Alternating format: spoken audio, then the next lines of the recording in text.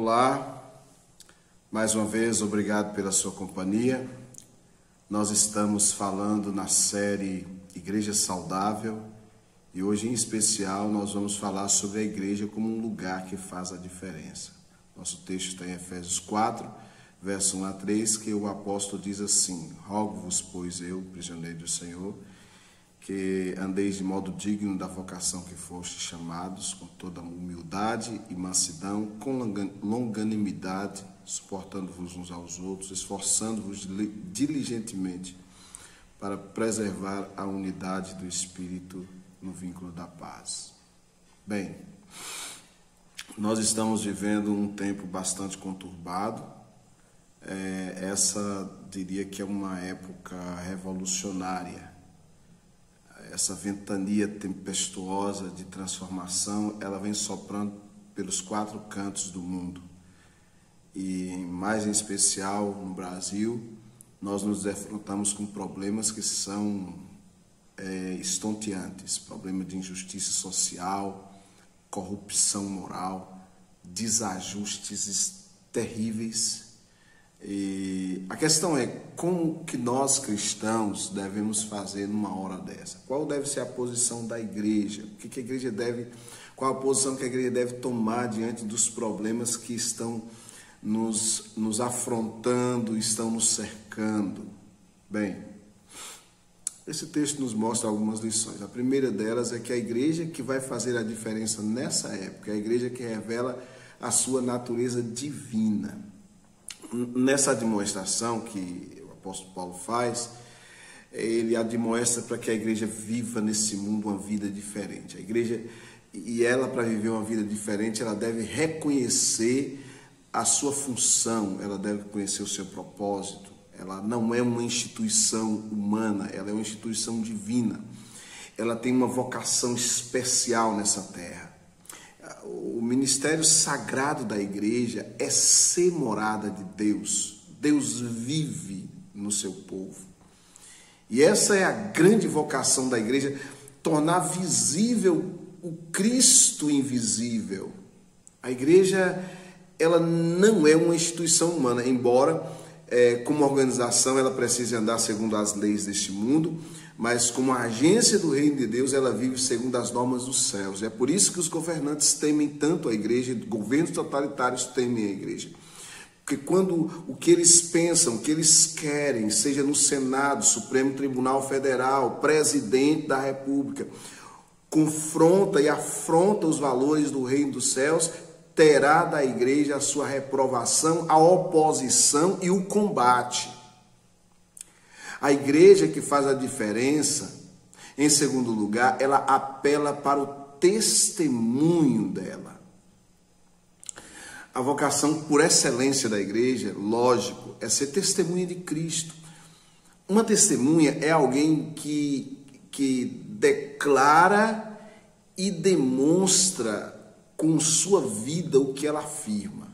Paulo, quando ele escreve nessa mesma carta, no capítulo 3, ele diz que é tarefa da igreja manifestar qual seja a dispensação do ministério desde os séculos oculto em Deus, que criou todas as coisas para que pela igreja a multiforme sabedoria, as muitas formas de sabedoria de Deus se torne hoje, agora, conhecido dos principados e potestades nos lugares celestiais. Então a tarefa da igreja é tornar conhecida a sabedoria de Deus neste mundo. A vocação da igreja está em declarar pela palavra de Deus e naturalmente pela sua vida, pela sua atitude, o caráter de Cristo aqui nesse mundo e mostrar que Cristo vive dentro do seu povo. Para isso, é preciso naturalmente um poder especial. O apóstolo Paulo fala desse poder. Aliás, Lucas, ele diz: mas recebereis poder ao descer sobre vós o Espírito Santo, sereis minhas testemunhas, tanto em Jerusalém, Judéia, Samaria, até os confins da terra. Assim, esse poder que é do Espírito Santo, a igreja ela é incapacitada de viver os padrões, altos padrões de Deus. A igreja que faz a diferença ela alerta para os desafios que essa igreja tem nesse mundo.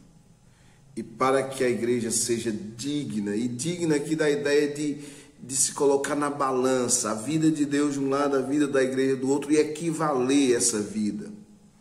Então, para que a igreja fale ao mundo lá fora, é preciso que ela tenha a vida de Deus por dentro.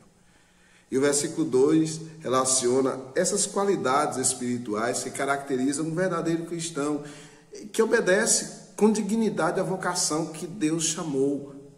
Em primeiro aí, as três primeiras ele fala humildade, mansidão, longanimidade. Esses são ideais que devem nortear a vida da igreja. Depois vem suportando uns aos outros, porque quem for longânimo será tolerante com seus irmãos que cometem erros e suportam. Na verdade, nos suportamos mutuamente em nossas fraquezas e falhas, temos essa compreensão. E deve ser assim na igreja, não apontar o dedo no primeiro que falhar, o primeiro que fracassar. Nós estamos no caminho, estamos a caminho. E em terceiro aí, esforçando diligentemente para preservar a unidade do Espírito. E esse é um dos maiores desafios da igreja, manter a paz e a unidade interna, para que as nossas diferenças, elas não nos desabone perante o mundo, que as pessoas olhem para nós e vejam um campo de guerra onde um está degladiando com o outro, querendo ser melhor do que o outro, parecendo um ringue onde a competição parece que fala mais alto. Dizem que Alexandre o Grande, ele que foi um rei, um imperador, mas foi um grande guerreiro, e ele era implacável contra as falhas do seu exército. Ele poderia suportar qualquer coisa no seu exército, menos que um soldado seu virasse as costas na batalha e fugisse, desistisse da batalha. E passando em vista o seu exército, soube de um jovem que havia fugido em tempo de guerra, no campo de batalha. E o julgamento dele era implacável. Quando ele soube da atitude daquele jovem e apresentou diante dele qual era a acusação, aquele rei, aquele imperador, com muita fúria, saltou do seu trono com o peso do seu corpo, jogou aquele soldado no chão, pôs o pé no pescoço daquele soldado, quase certo era a morte para aquele jovem. Mas de repente todos perceberam que um ar de ternura tomou o coração daquele imperador, porque viu aquele rapaz tão jovem e ainda tinha tanto pela frente. E todos perceberam ali que o rei havia ganhado o coração, que aquele jovem havia ganhado o coração do rei. E ele perguntou para aquele soldado: jovem, qual o seu nome? E ele disse: Alexandre, senhor. E de repente a face do rei enrubesceu. Percebeu que toda a fúria volta para o rosto do rei, e ele disse: qual o seu nome? E o jovem, percebendo o perigo e já na sua debilidade e fraqueza, ele disse: